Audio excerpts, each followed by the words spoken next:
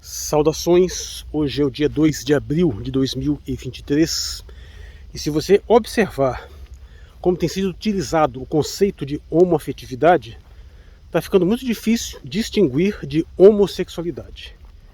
Na verdade, vão dar alguma ênfase em questões mais emocionais, mas está sendo claramente atrelado. Em suma, aqueles que estão sendo chamados de homoafetivos são invariavelmente levados para o grupo da homossexualidade, que, como eu já coloquei em vídeo anterior, um vídeo chamado Gayminismo, que parece brincadeira, mas é sério, vai acabar levando a um processo de feminilização da homossexualidade, apesar de que, historicamente, a maior parte dos homossexuais mantinha uma conduta máscula, ou, se você preferir a terminologia atual, cissexual.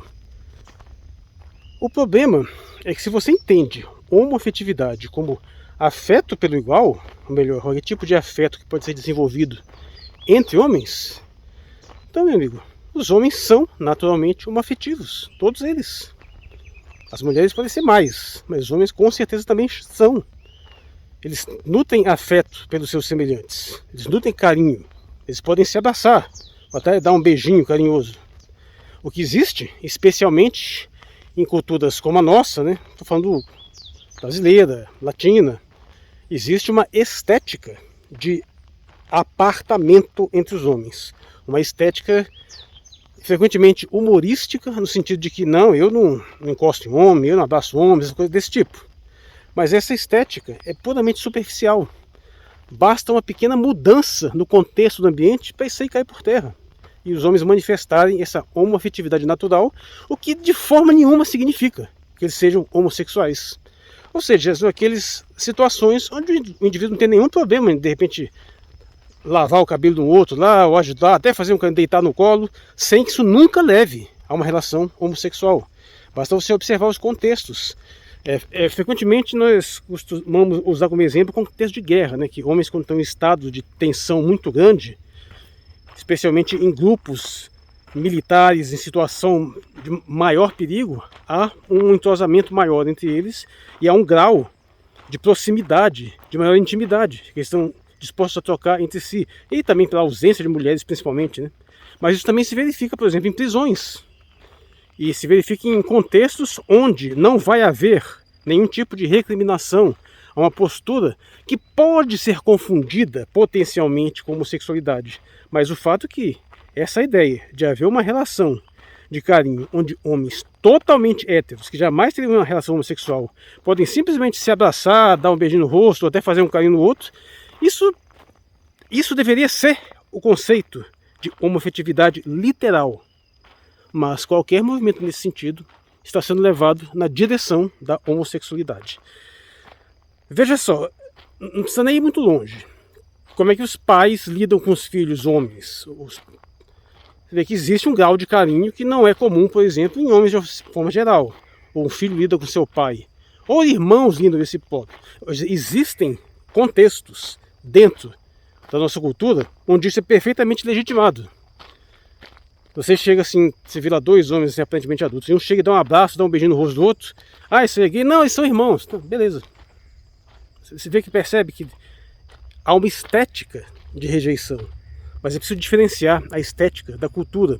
Tudo bem, estou usando esses termos de uma forma assim mais frouxa, mas eu acho que eles apontam para algo muito claro. Por exemplo, uma cultura, via de regra, é uma coisa muito constitutiva da nossa personalidade, das nossas tradições. É algo que está imerso e que de fato influencia na nossa formação.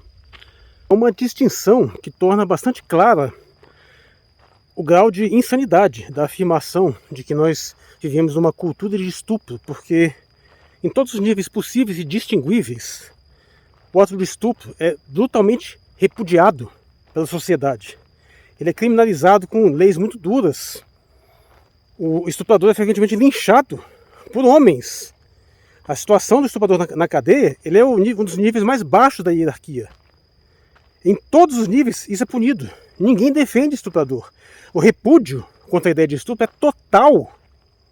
Então você me afirmar que numa sociedade dessas predomina uma cultura que permite, incentiva, legitima o estupro, isso é uma insanidade tão grotesca, é uma perfídia tão grande, que numa sociedade mais zelosa de si própria, isso deveria ser um tipo de crime. Isso é uma canalice pérfida. Agora, sim, existem subculturas de estupro. Você vai achar alguns grupos que vão ter essa visão, ou uma estética. Mas o fato é que é preciso distinguir o que é o pano de fundo cultural que efetivamente determina os valores de uma sociedade daquilo que são distorções dentro desse mesmo pano. Afinal, a sociedade está sempre lutando contra si própria, né? Assim como nós mesmos, nós podemos ter uma postura predominante, uma conduta que se manifesta abertamente de uma forma, e volta e meia a gente tem uma tentação, volta e meia a gente pensa uma coisa diferente, está levando esse tipo de conflito. Mas o fato de você ter manifestado um pensamento aqui ou outro, ter tomado uma atitude equivocada aqui ou ali, não pode desmerecer que na maior parte do tempo você está tomando uma atitude totalmente diferente. Mesma coisa se aplica à sociedade em si, ao pano de fundo cultural. Mas voltando, o que eu estou aqui chamando de uma estética é um elemento subcultural. São determinadas subculturas que se manifestam, e nesse caso, ainda mais com uma dimensão praticamente satírica, que vai promover essa estética de afastamento entre os homens. Uma estética que pode ser subvertida também a qualquer momento. Mas é aquele daí, eu sou espada, eu só corto para um lado, essas coisas, essas bobagens. Mas que no fundo, as pessoas não estão realmente preocupadas com isso. Não há nenhum problema entre numa situação qualquer, simplesmente dar um abraço, consolar o outro. Então tem esse grau de afetividade. É inegável que as mulheres são mais afetivas ainda. As mulheres são muito afetivas entre si, os homens são afetivos com as mulheres, e os homens são menos afetivos entre si, mas ainda são também o suficiente para que esse conceito possa ser esvaziado dessa conotação com a homossexualidade. É claro que, mais uma vez, estamos aqui disputando palavras, mas nas disputas de palavras, nas manipulações semânticas, reside essa potencialidade de confundir deliberadamente a percepção da realidade. E eu acho que, evidentemente, isso é um caso. É fazer com que qualquer pulsão, qualquer manifestação que um homem nutra de afeto por um outro seja interpretada como homossexualidade. E é isso na cabeça dos jovens, é um perigo, porque se você teve um desenvolvimento minimamente normal como homem, como eu tive, você vai ver que tem fases da vida, você nutre um grau de afeto pelos amiguinhos, pelos colegas, num determinado nível que ainda está mais ou menos assim, como se diz, andrógeno. Demora algum tempo para que os meninos comecem a afirmar sua sexualidade num nível mais alto, sua heterossexualidade, sua macheza, para utilizar o valor subcultural.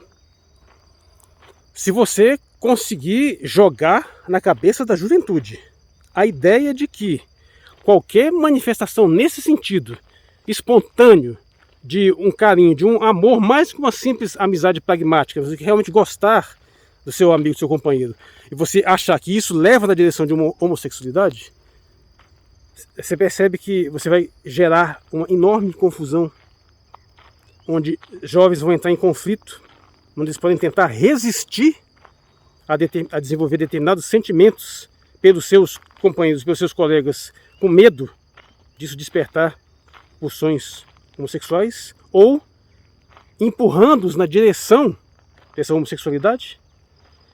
Como eu venho dizendo há muito tempo, o fato é que a humanidade, em sua maior parte, ela é provavelmente de uma heterossexualidade dominante, mas não total. É aquele espectro das sexualidades, né? Onde existe sim os héteros absolutos, aqueles que nunca vão ter uma relação homossexual, assim como existe no oposto os homossexuais absolutos, que nunca vão aceitar uma relação hétero. No meio você vai ter os bissexuais, que é quase que diferenciado. E aí você vai ter aquele homossexual predominante, mas que pode ter uma relação hétero, e o caso que é a maioria da humanidade, vamos dizer que eu acho, é a heterossexualidade predominante. Pode até ter algum movimento, alguma situação de homossexualidade, mas a regra dele é a heterossexualidade. Eu creio que a maior parte da humanidade seja assim. Eu digo assim, mais da metade. Sendo as outras possibilidades desenvolvidas, né? E sim, a maior parte da humanidade vai continuar sendo hétero. O fato é que existe uma flexibilidade, sempre existiu. Essa flexibilidade que os movimentos homossexualistas, aqueles que politizam isso, querem negar. Querem dizer que na realidade não, que a coisa é rígida, que você nasce de um jeito e não tem, e que na verdade é a repressão cultural que impede de se manifestar. É essencialmente contraditório, porque evidentemente por uma simples questão reprodutiva, uma questão evolutiva, não seria possível que a maior parte da humanidade não fosse heterossexual. Mas eles, ao mesmo tempo que eles tentam empurrar a ideia de uma heteronormatividade compulsória, cultural, eles querem empurrar a ideia de uma homossexualidade natural, sem entender que as duas só podem ser naturais, com predominância da heterossexualidade. Então esse discurso mal intencionado, visando confundir a cabeça das pessoas, pode gerar situações bastante complicadas, especialmente para a juventude. Não é à toa que você nota, se você observou, você nota claramente um aumento dessa homoafetividade na juventude. E para mim não é problema nenhum. A questão não é essa, porque as culturas sempre variaram dentro desse espectro. Mas o objetivo é tentar aumentar a quantidade da manifestação da homossexualidade, não tenha dúvida. E aí sim gera um problema, porque você pode precipitar na direção de um relacionamento homossexual jovens que na verdade não são verdadeiramente, ou pelo menos não são predominantemente homossexuais. Apenas estão confundidos com um background cultural cada vez mais distorcido, com pregações frequentes de ideologias mal intencionadas, que com o objetivo de confundir mesmo, toda uma estética que está se construindo favorável a isso, principalmente pelos grandes órgãos de produções culturais. E isso gera uma enorme confusão. Não é algo que vai acabar com o mundo, por favor. É uma fase transicional. Essa fase vai passar. Okay? Você pode apostar que daqui a mais uma ou duas gerações, isso dá uns 50 anos, vai haver um backlash. Provavelmente possivelmente daqui a 30 anos, você vai ver um cenário mais rígido do que o que você vê hoje. Até porque se isso não acontecer, a sociedade se dissolve, simples assim. Porque o nível, tanto que a taxa reprodutiva vai caindo e vai cair ainda mais numa situação dessa, que é o objetivo, sempre foi. Se essa tendência for mantida indefinidamente, essa cultura acaba se dissolvendo por não reprodução e sendo tomada por outras culturas que são mais pujantes, no sentido mais vitalistas. Então isso vai passar. Então a questão aqui não é nem tanto fazer um alarmismo. A questão é mais individual. É o dano pessoal que pode ser causado em indivíduos específicos e, claro, com as consequências psicossociais. Mas o ponto que eu quero deixar bem estabelecido e bem claro é que, ainda que o termo seja utilizado, e tem até um motivo para se utilizar ele dessa forma, ele em si não faz muito sentido.